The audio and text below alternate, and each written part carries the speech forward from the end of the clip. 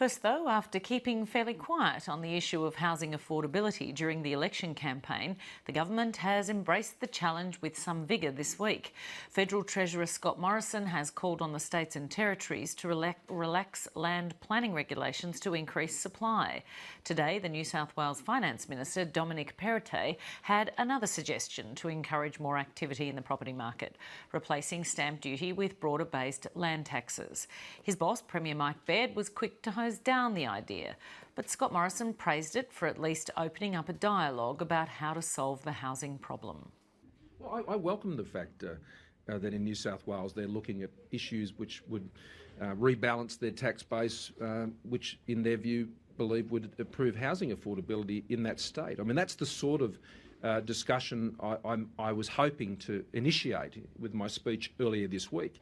My speech on earlier this week was not designed to outline a whole range of new initiatives. The time for that will come down the track. The Federal Assistant Minister for Cities, Angus Taylor, delivered his own speech to a Housing Industry Association summit in Sydney today, and I spoke to him a little earlier. Angus Taylor, welcome back to Lateline. Thanks for having me, Emma. You're an economist, so I probably don't need to tell you that when demand is higher than supply, prices go up, and that's what's going on in the housing market, obviously. Which side of that equation does the government believe needs most urgent attention? We think supply does need urgent attention. We've seen really consistent differences or lag of supply to demand for many, many years now. The Housing Industry Association and others have been telling us this in Sydney and in Melbourne in particular, but also in other cities. And we know that if we've got responsive supply, then demand can do what it likes. We can keep housing affordable, accessible, and we can make sure that housing happens in the right places with the right sort of houses. So that supply response is absolutely essential. It hasn't been there, and we need to fix that. Well, the latest figures show that more than 200,000 new homes were built in the last 12 months, and indeed, at the moment, more than 200,000 extra houses are currently being built, and that's at a record level, historically high. Even the Reserve Bank at the moment has indicated that they are concerned that we might be on the road to an oversupply situation. So why are you convinced it's the supply side of the equation that needs addressing? Well, there are many different housing markets in Australia. So Sydney is different from Melbourne, it's different from Brisbane and Perth. And it's true that in some apartment markets, particularly in Melbourne and Brisbane, there's a view some hold that there may be in the future oversupply. But you've got to remember, Emma, we're adding about 300,000 people a year to our population. We've started from a significant shortfall in housing, which every young Australian trying to get into the housing market is well aware of. And so that means regardless of the increases, which have been good, we're going to need a lot more. How are property investors contributing to the housing affordability crisis? In other words, the demand side of this equation. Because if everyone's just buying a house to live in, that's great. But we know that people are buying second, third, fourth, fifth, sixth, and many multiples more than that of homes, and that's the investment side. How are they contributing to this problem? Well, remember, investors will typically rent out their investments. So it's still a house and it's still on the market. So it's not as though that's creating our problem. I mean, the ultimate issue, though, is when you look at the total need for housing, whether it's owner-occupied or rented, and the total supply of housing, we've had a real mismatch. And it's not just in the last couple of years. This mismatch has been building for a long time. It's at its worst as we get closer to where there are good jobs. And the real issue is having houses in the right locations where people are close to public transport and jobs. Increasingly, that's what we're seeing people are wanting. And we want to see more houses in those right locations and more of the right houses. Younger people and older people don't necessarily want the type of house that someone with a family with 2 or 3 kids will want. So we need to see that responsiveness of supply. And you talked today about infrastructure. It's one of the issues that the federal government, as opposed to the state government, can actually have some influence on. In other words, building rail and bus lines and so on that actually service areas where people might want to live, but you've got to also have the jobs out there and so on.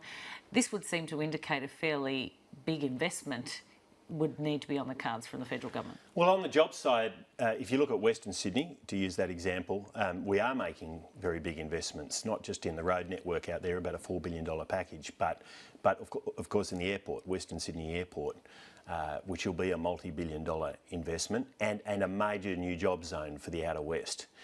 That's extremely important investment. It will create local jobs, but with it we need the housing in the right locations. Scott Morrison has said this week that Labor's policy on negative gearing would remove 1 in 3 buyers from the housing market.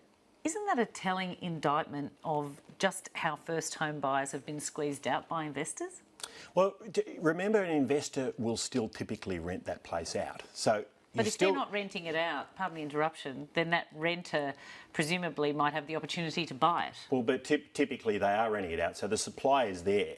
And it's not as though we're seeing an oversupply of rental premises. I mean, in fact, rent rates, suggest to us that and the demand from the younger generation in particular for rental premises suggests to us that the supply but aren't they, sorry again, but if the young people can't get into the housing market, then it makes sense, doesn't it, that they're putting demand on the rental market. And if you're wanting to redress the balance there so that more young people can own properties, my proposition to you isn't part of the reason they can't get into the market because there's so many investors in there? No, I don't think that's right. I mean, the issue here is about the aggregate market, not that the owner-occupied versus rental. We just have a shortage of overall houses. Obviously, we're talking about negative gearing when we're talking about investors. We know that Malcolm Turnbull and Scott Morrison took a proposal to wind back negative gearing to the Cabinet before the last election and they were rolled on it. Where were you sitting on that argument? Well, I just don't think tampering with negative gearing is the solution to the problem we've got with housing affordability. It may well be a way of increasing taxes, but at the end of the day... It encourages investment, doesn't it? Well, at the end of the day, if the problem is an undersupply of housing across the market, then the answer is more housing. I don't know that undersupply is the problem. The Reserve Bank doesn't seem to think it is. Well, I don't agree with that. I mean, the Reserve Bank is saying in very specific markets, apartment markets in CBDs of Melbourne and Brisbane, there is an issue emerging. But there are many more housing markets than those ones. It's a much bigger... Well, there is a much bigger range of markets than those ones. I think what everyone is agreed on is that there has been serious shortages. That's versus demand. And what I'm suggesting to you is the demand is as high as it is because we've got so many investors in the market. You just have to look at housing finance figures from 1992 that show that around 17% of all loans went to owner-occupiers and roughly the same, around 17%, went to investors. Fast forward to 2015-16 and less than 10% of loans are going to owner-occupiers and 45% are going to investors. Are you telling the audience that that has nothing to do with negative gearing? No, what I am saying is the fundamental problem here is the aggregate housing market. Trying to break it down between renters and owner-occupiers simply doesn't work. We have tended to show you that perhaps it does. Well, except that if we had an oversupply of investment properties, of rental properties, rental rates would be very, very low. Well, they're not. Why do you think we shouldn't wind back negative gearing at all? Well, because I don't think that's the solution to the housing problem. It might be a tax grab, fine, but it is not. It's not like the government doesn't need some extra revenue. Well, then make the case on that basis, but that's not how you think it would have no impact whatsoever? I think the risk is you destabilise the market, frankly. And what we in what way? And what we need least at this point is a destabilisation of the housing market. In what way do you think it would destabilise? Well, I mean, you've taken out a whole lot of people who are investing in the market all of a sudden. Well, how would you take them out of the market? That's where I'm lost on the logic, because under Labor's plan it would be grandfathered, so people owning existing dwellings would be incentivised to stay in to keep that investment, because the tax perks would continue in perpetuity until you sold. Except you are making a major change to the market, and major changes can destabilise the market. Before I let you go, the famed French economist Thomas Piketty told Lateline this week he was stumped as to why Australia didn't have an inheritance tax. Is it something your government is or would consider? No, it's not. I've read Piketty's book and I've had a close interest in his work for a period of time. I actually think his historical analysis is very good. I'm not sure his prescriptions are. And I understand the reason he makes that argument, but I don't think it holds water here. I think there are much better ways of solving the sorts of problems he's identifying. Frankly, one of the biggest sources of inequality in this country is the fact that people who have been in the housing market for many, many years have done extremely well out of it. They tend to be higher income and they tend to be wealthier. And at the moment, if they pass away and hand that very expensive property on to the younger generation in that family, no tax is paid. And yet, it's interesting, isn't it, that in the United States, in Britain, all across Europe, they're paying 40 to 45% on properties, say, over $500,000 if they're bequeathed to you. Look, I have a better solution to that, and the better solution is let's get more housing on the market.